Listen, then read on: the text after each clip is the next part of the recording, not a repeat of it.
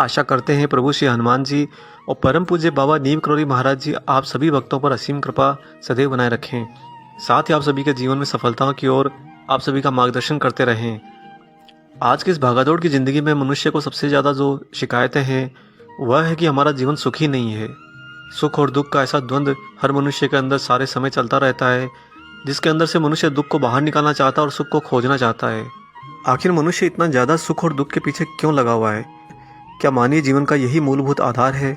बड़े से बड़ा राजा और बड़े से बड़ा रंक, बड़े से बड़ा भोगी और बड़े से बड़ा तपस्वी, सभी लोग जीवन के अंदर एक सुख के आयाम को ढूंढते हैं और दुख के आयाम को छोड़ने के लिए हमेशा प्रयत्नशील रहते हैं।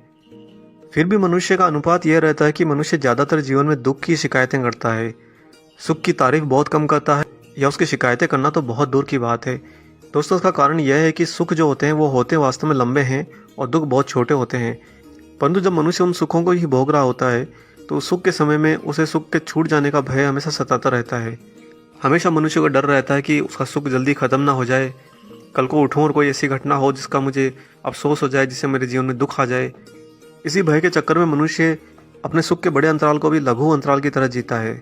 साथ ही अगर मनुष्य के जीवन में दुख आ जाता है तो मनुष्य उस दुख के छूट जाने का जरा भी भय नहीं रखता। कहीं आपने ऐसे मनुष्य को सुना है जो ये कहे कि अरे मेरे जीवन में दुख है और मुझे बहुत डर है कि ये दुख कहीं ख़त्म ना हो जाए, चला ना जाए? नहीं होता ऐसा। यही कारण है कि मनुष्य दुख बहुत छोटा होने के बावजूद उसे बड़ा मानता है और सुख बहुत बड़ा होने के बावजूद उसे बहुत छोटा समझता है। और साथ ही इसी से भ्रमित होकर मनुष्य हमेशा सुख को ज़्यादा तलाशता है और दुख को हमेशा अपने से दूर रखने की कोशिश करता है। परंतु भूल जाता है कि जो सुख उसके पास आते हैं तो उन सुखों को सही से पालन नहीं करके वो वास्तव में अपने ईश्वर से दूर हो जाता है। और जब दुख आते हैं उसके जीवन में, अचानक से कोई घटनाएं ऐसी घटती हैं जो उसके विपरीत हों, तो वह फिर से हे भगवान करने लगता है। और इसी कारण से प्रकृति मनुष्य को सुख और दुख के बीच में निरंतर नचाती रहती है। फिर भी क्या कुछ ऐसे उपाय हैं जिनका पालन अगर आप करें तो आपके जीवन में वो जो सुख का समय है उसकी अवधि बढ़ जाए, या फिर दुख आएँ लेकिन बहुत दूर दूर से आएँ और हल्के से आएँ? अगर यह प्रश्न आप सभी के जीवन में रहता है तो इसका उपाय आज के वीडियो में आपको मिल जाएगा।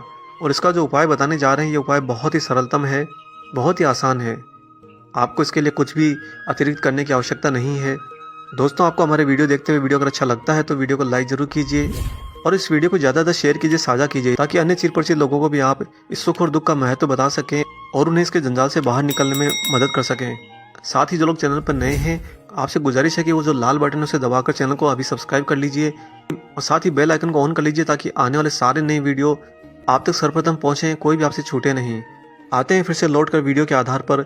जो मनुष्य सुख की खोज में रहते हैं, अपने जीवन के अंदर दुखों को दूर रखना चाहते हैं, वे कैसे अपने जीवन को सुखी बना सकते हैं, इसके लिए बाबा नीम करोली महाराज जी जो हनुमान जी की साक्षात ऊर्जा हैं, उनके अवतार हैं। और दोस्तों, ये कोई कही सुनी बातें नहीं हैं और यह हमारा प्रमाणित जीवन का प्रतिदिन का अनुभव है कि महाराज जी साक्षात ऊर्जा के स्वरूप में ही हैं, जिस ऊर्जा को आप समझते हैं, ध्याते हैं।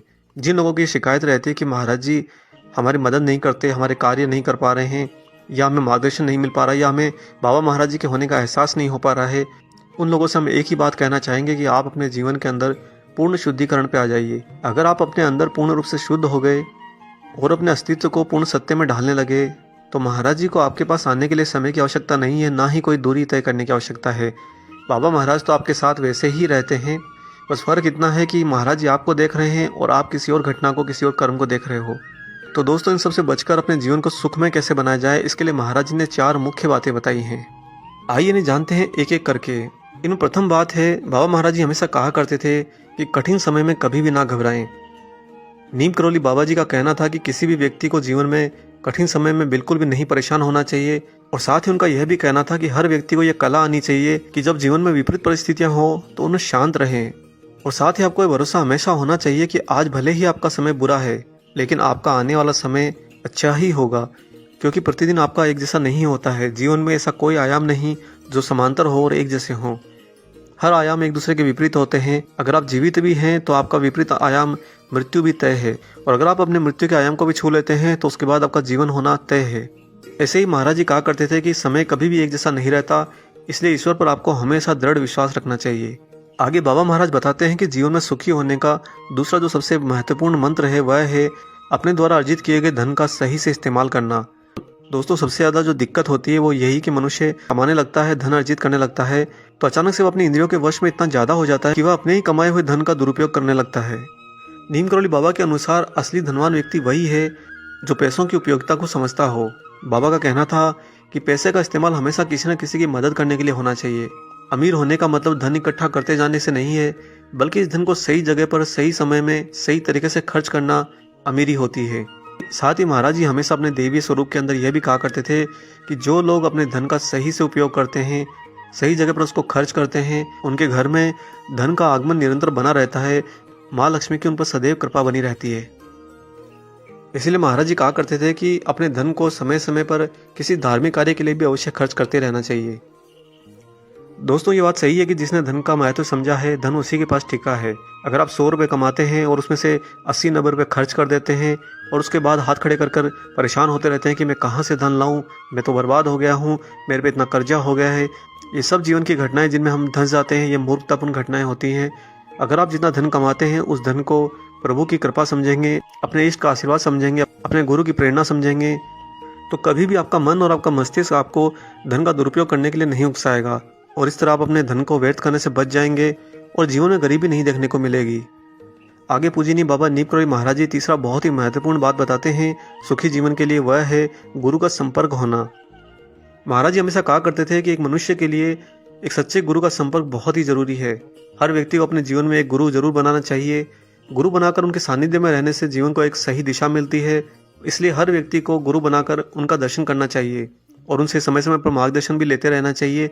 ऐसा करने से जीवन का लक्ष्य बहुत ही आसानी से प्राप्त किया जा सकता है। एक सच्चा गुरु न सिर्फ आपका मार्गदर्शन करता है, अभी तो आपके मन और आपके इंद्रियों पर नियंत्रण करने में भी आपकी सहायता करता है और साथ ही आपकी दिव्य दृष्टि को, आपकी चेतना को उजागर करके आपको ईश्वर का सही स्वरूप भी दिखाता है।